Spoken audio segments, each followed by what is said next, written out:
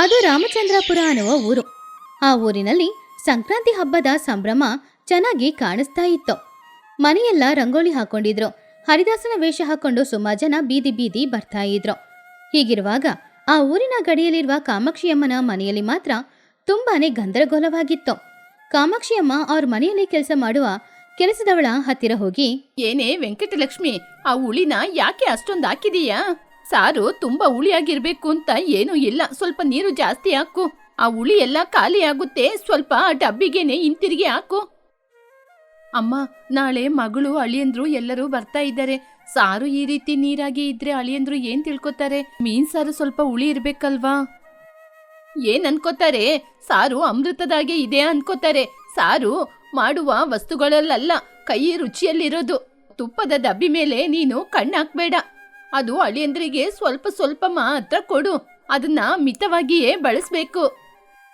ನಾರಾಯಣ ವರಾಂಡದಲ್ಲಿ ಕೂತ್ಕೊಂಡು ಇದೆಲ್ಲವನ್ನೂ ನೋಡಿ, ಅಯ್ಯೋ ಕರ್ಮ, ಹಬ್ಬದ ದಿನ ಕೂಡ ಇವಳು ಜಿಪುಣಿಯಾಗಿದ್ದಾಳೆ ಹಾಗಂತ ಮನ್ಸಲ್ಲಿ ಅಂದ್ಕೊಂಡ್ರು. ಮರುದಿನ ಬೋಗಿ ಹಬ್ಬ. ರವಿ ಹಾಗೂ ಪದ್ಮ ಇಬ್ರು ಗಾಡಿಯಲ್ಲಿ ಬಂದ್ರು. ಆವಾಗ ಕಾಮಾಕ್ಷಿಯಮ್ಮ ನಾರಾಯಣ ಇಬ್ರು ಹೊರಗಡೆ ಬಂದ್ರು. ಅಳಿಯಂದ್ರೆ ಬಂದ್ರಾ? ಬನ್ನಿ ಬನ್ನಿ. ಅಯ್ಯೋ, ಆ ಗಾಡಿ ಅವನಿಗೆ 2 ರೂಪಾಯಿ ಕೊಟ್ರಾ? ನಡ್ಕೊಂಡ್ ಬಂದಿದ್ರೆ ಒಳ್ಳೇದಿರ್ತಿತ್ತು, ಆರೋಗ್ಯಕ್ಕೂ ಉತ್ತಮ. ರವಿ ನಗುತ್ತಾ, ಅಯ್ಯೋ ಅತ್ತೆ, ಪರವಾಗಿಲ್ಲ. ಆ ಗಾಡಿಯವನ ಹೊಟ್ಟೆ ಕೂಡ ತುಂಬೇಕಲ್ವಾ? ತಗೊಳ್ಳಿ, ಮಿಠಾಯಿ ನಾನ್ ನಿಮ್ಗೆ ಪಟ್ನದಿಂದ ತಂದಿದ್ದೀನಿ. ಅಯ್ಯೋ, ಇದೆಲ್ಲ ಯಾಕಪ್ಪ?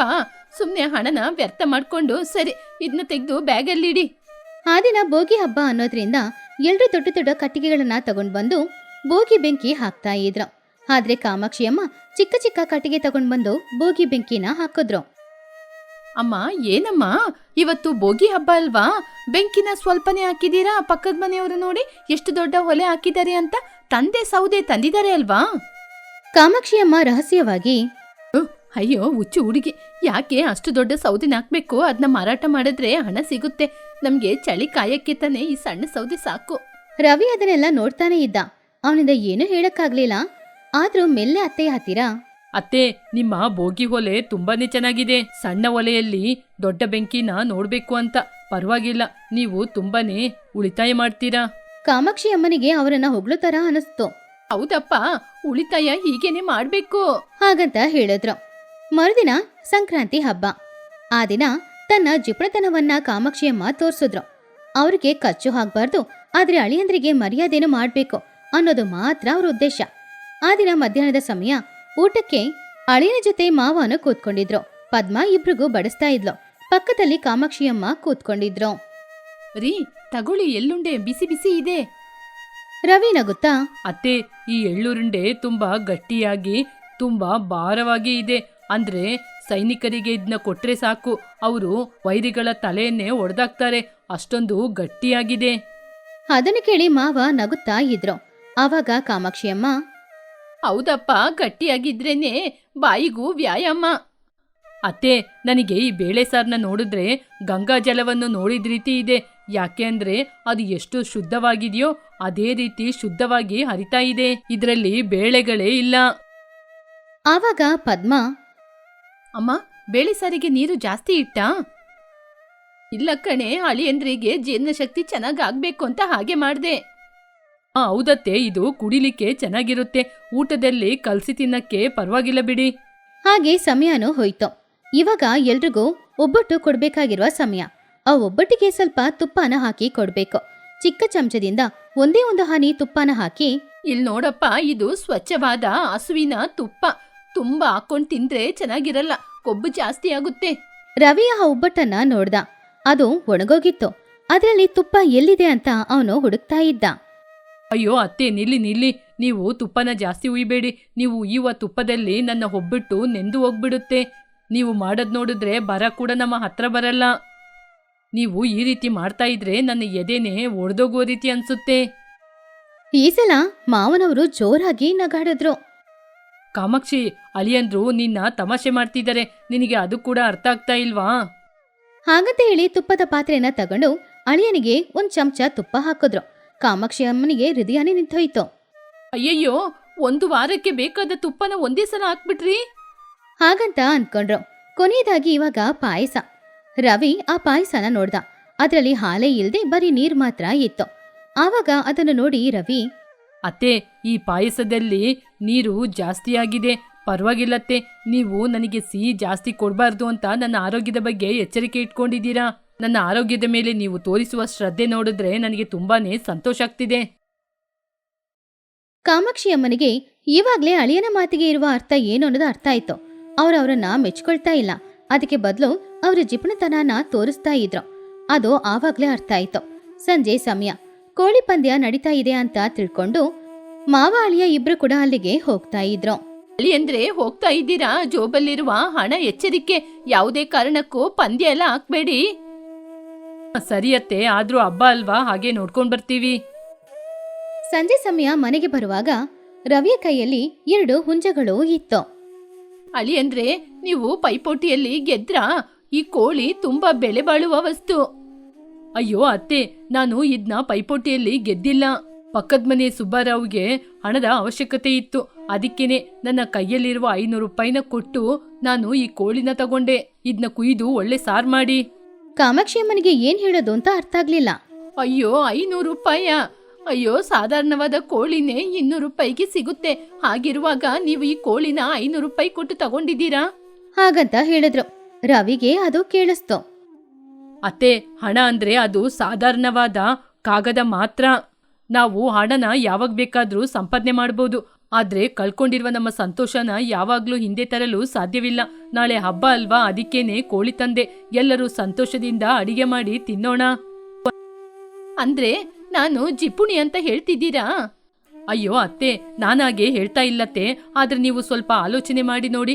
ಮಧ್ಯಾಹ್ನ ನೀವು ನನಗೆ ಸಾಂಬಾರನ್ನು ಕೊಟ್ರಿ, ಅದು ಹೇಗೆ ಇತ್ತು? ನೀರಿನ ರೀತಿ ಇತ್ತು. ನೀವು ಕೊಟ್ಟ ಸಾಂಬಾರಿಂದ ನನ್ನ ಹೊಟ್ಟೆ ತುಂಬಿತು, ಆದ್ರೆ ನನ್ನ ಮನಸ್ಸು ತುಂಬಲೇ ಇಲ್ಲ. ನಾವು ತೆಗ್ದಿಟ್ಟ ಹಣ ನಮ್ ಜೊತೆ ಬರೋದಿಲ್ಲ, ನಾವು ಹಂಚಿಕೊಂಡ ಪ್ರೀತಿನೇ ನಮ್ ಜೊತೆ ಬರೋದು. ಕಾಮಾಕ್ಷಿ ಅಮ್ಮನಿಗೆ ಏನೂ ಅರ್ಥ ಆಗ್ಲಿಲ್ಲ. ಮನಸ್ಸೊಳಗಡೆ ಏನೋ ಬೇಜಾರ್ ಮಾತ್ರ ಆಗ್ತಾ ಇತ್ತು. ಮರುದಿನ ಬೆಳಗ್ಗೆ ರವಿ ವರಾಂಡದಲ್ಲಿ ಕೂತ್ಕೊಂಡಿದ್ದಾಗ ಕಾಮಾಕ್ಷಿ ಅಮ್ಮ ಒಂದು ರೇಷ್ಮೆ ಸೀರೆ ಹಾಗೂ ಒಂದು ಚಿನ್ನದ ಉಂಗುರನ ತಗೊಂಡ್ ಬಂದ್ರು. ಅಳಿಯಂದ್ರೆ ತಗೊಳ್ಳಿ. ಏನತ್ತೆ ಇದು? ಇದು ರೇಷ್ಮೆ ಸೀರೆ ಪದ್ಮನಿಗೋಸ್ಕರ, ಇದು ಚಿನ್ನದ ಉಂಗುರ ನಿಮಗೋಸ್ಕರ. ಯಾವಾಗ್ಲೂ ಕೊಡ್ಬೇಕು ಅನ್ಕೊಂಡಿದ್ದೆ, ಆದ್ರೆ ನನಗೆ ಮನ್ಸೇ ಬರ್ಲಿಲ್ಲ. ಆದ್ರೆ ನಿನ್ನೆ ಹೇಳಿದ ನೀವು ಮಾತು ನನ್ನ ಆಲೋಚನೆ ಮಾಡುವ ರೀತಿ ಮಾಡ್ತು. ರವಿ ಆಶ್ಚರ್ಯಪಟ್ಟ. ನಿನ್ನೆ ನೀವು ತಂದಂತಹ ಕೋಳಿನ ನೋಡ್ದೆ. ನೀವು ಈ ಮನೆಗೆ ಹೊಸದಾಗಿ ಬಂದಿರುವ ಅಳಿಯಂದ್ರು. ನೀವೇ ಈ ಮನೆಗೋಸ್ಕರ ಅಷ್ಟೊಂದು ಖರ್ಚು ಮಾಡುವಾಗ ನಾನು ಈ ಮನೆಗೋಸ್ಕರ ಏನ್ ಮಾಡ್ದೆ? ನೀವು ನನ್ನ ಅಳಿಯಂದ್ರು. ನಿಮಗೆ ಸ್ವಲ್ಪ ತುಪ್ಪ ಹಾಕ್ಲಿಕ್ಕೆ ಕೂಡ ಹಿಂದೆ ಮುಂದೆ ಆಲೋಚನೆ ಮಾಡ್ತಾ ಇದ್ದೆ. ಈ ದಿನ ನಿಮಗೋಸ್ಕರ ಯಾವ ಕೊರತೆನೂ ಇಲ್ಲದೆ ನನ್ನ ಕೈಯಾರೆ ನಾನು ಅಡಿಗೆ ಮಾಡ್ತೀನಿ. ರವಿ ಸಂತೋಷದಿಂದ, ಅತ್ತೆ, ನಿಮ್ಮ ಬದಲಾವಣೆ ನನಗೆ ಸಂತೋಷವನ್ನು ತಂದಿದೆ. ನಿಮ್ಮಲ್ಲಾದ ಬದಲಾವಣೆಗೆ ನಾನು ತುಂಬಾ ಸಂತೋಷ ಪಡ್ತಾ ಇದ್ದೀನಿ. ಕಾಮಾಕ್ಷಿಯಮ್ಮ ಅಡಿಗೆ ಮನೆಯೊಳಗಡೆ ಹೋದ್ರು. ಈ ಸಲ ಅವ್ರ ಜಿಪುಣತನ ತೋರಿಸ್ಲಿಲ್ಲ. ಅವ್ರ ಕೈಯಾರೆ ಅವರೇ ಅಡಿಗೆ ಮಾಡಿದ್ರು. ಆದ್ರೆ ಮಧ್ಯಾಹ್ನದ ಊಟ ನಿಜವಾಗ್ಲೂ ಅಮೃತದ ತರಾನೇ ಇತ್ತು. ನಾರಾಯಣನಿಂದ ಅದನ್ನ ನಂಬಲಕ್ಕೂ ಆಗ್ಲೇ ಇಲ್ಲ.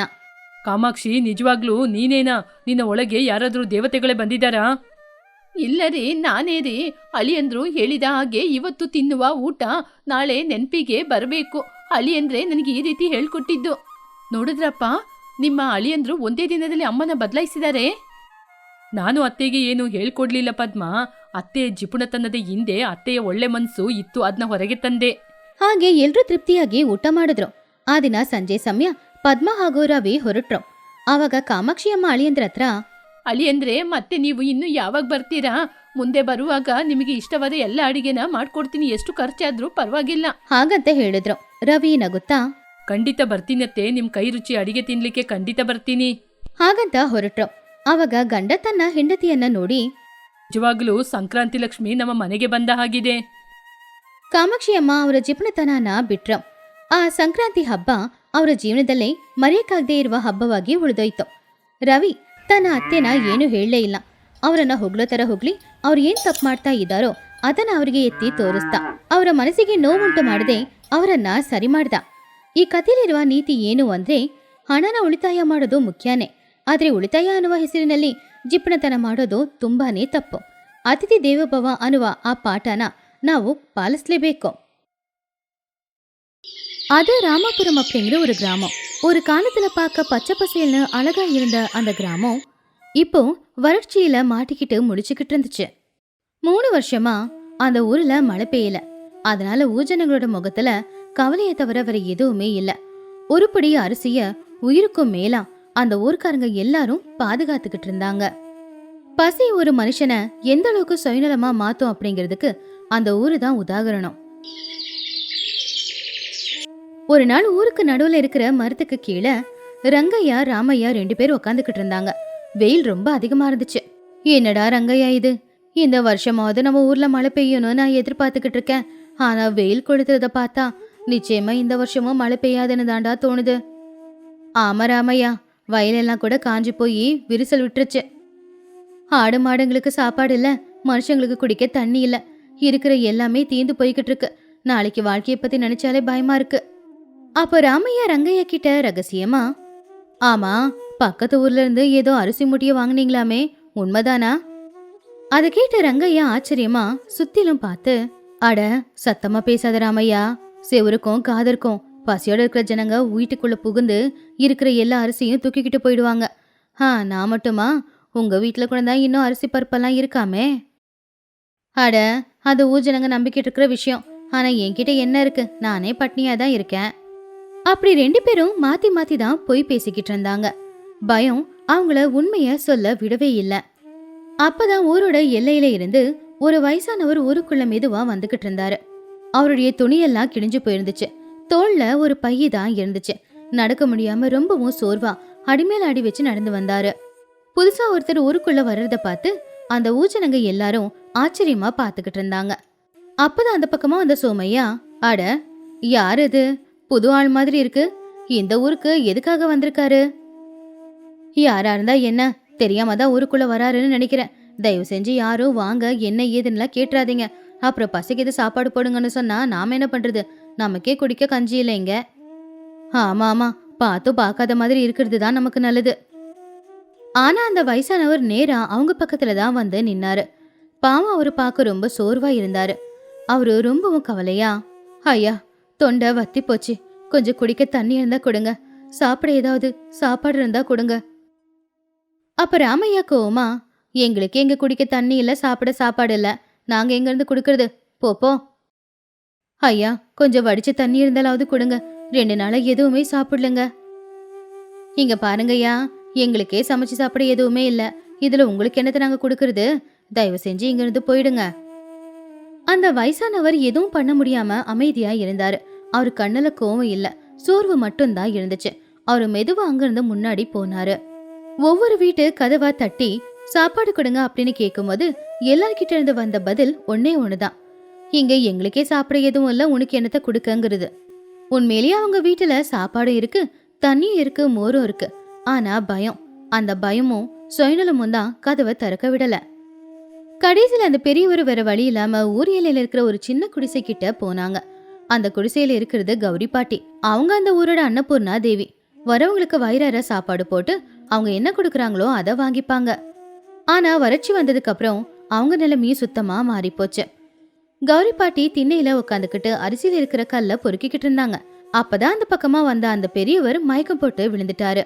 அப்ப கௌரி பாட்டி அவரை பார்த்து, ஐயோ யார் அது, வயசானவரு, என்னாச்சு அப்படின்னு உடனே உள்ள போய் தண்ணிய கொண்டு வந்து அவருடைய முகத்துல தெளிச்சாங்க. உடனே அவரு கண் திறந்து பார்த்தாரு. அம்மா பசிக்குது, சாப்பாடு. அதை கேட்டு பாவம் கௌரி பாட்டியோட முகமே வாடி போச்சு. அன்னைக்கு அவங்க வீட்டுல இருந்தது ஒரே ஒரு கைப்பிடி அரிசி மட்டும்தான். அந்த அரிசியை வச்சுதான் ஒருவேளை அவங்க சாப்பிடலான்னு நினைச்சிருந்தாங்க. ஆனா கண்ணெதிர்க்க பசியில துடிக்கிற அந்த மனுஷனை பார்த்து அந்த பாட்டிக்கு மனசு கேட்கல.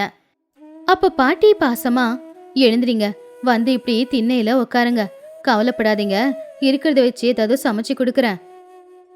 அம்மா ஊர்ல எல்லார்கிட்டயும் கேட்டேன், எல்லாரும் இல்லைன்னு சொல்லிட்டாங்க, உங்ககிட்ட மட்டும் இருக்குமாமா, உங்களுக்கு தொந்தரவு கொடுக்கலம்மா. அப்ப பாட்டி சிரிச்சுக்கிட்டே, வீட்டுக்கு வந்த விருந்தாளிங்க கடவுளுக்கு சமம்னு பெத்தவங்க சொல்லி கொடுத்துருக்காங்க. கடவுள் வீட்டுக்கு வந்து பசிக்குதுன்னு சொன்னா சாப்பாடு போடாம அனுப்பிடுவோமா? நீங்க கவலைப்படாதீங்க, இருக்கிறது என்னவோ அதை சமைச்சு உங்களுக்கு வயிறார சாப்பாடு போடுறேன், நிம்மதியா கொஞ்ச நேரம் ஓய்வு எடுத்துக்கோங்க. கௌரி பாட்டி எழுந்திருச்சு சமையலறைக்குள்ள போனாங்க. அவங்களுக்காக எடுத்து வச்சிருந்த ஒரே ஒரு கைப்பொடி அரிசியை போட்டு சாதம் வடிச்சாங்க. அதுக்கப்புறம் பக்கத்துல இருக்கிற ஒரு கத்திரிக்காயை சுட்டு அத தொக்கு மாதிரி தயார் பண்ணாங்க.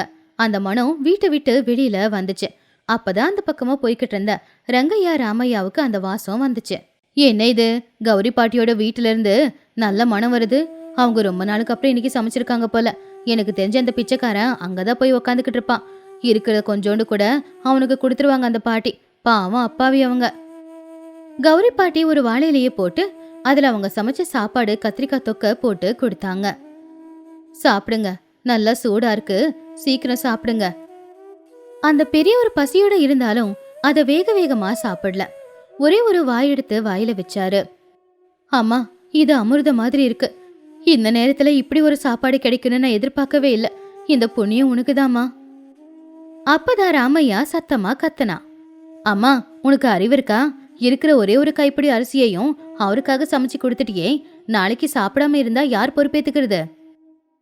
ஆமா பாட்டி, நாங்க புத்திசாலிங்கன்றதுனால எங்களுக்கு இருக்கிறத நாங்க பத்திரமா எடுத்து வச்சுக்கோம். நீ அப்பாவியா இருக்க, அதனாலதான் வரவங்க போறவங்களுக்கு இருக்கிறத சமைச்சு கொடுத்துக்கிட்டு இருக்க.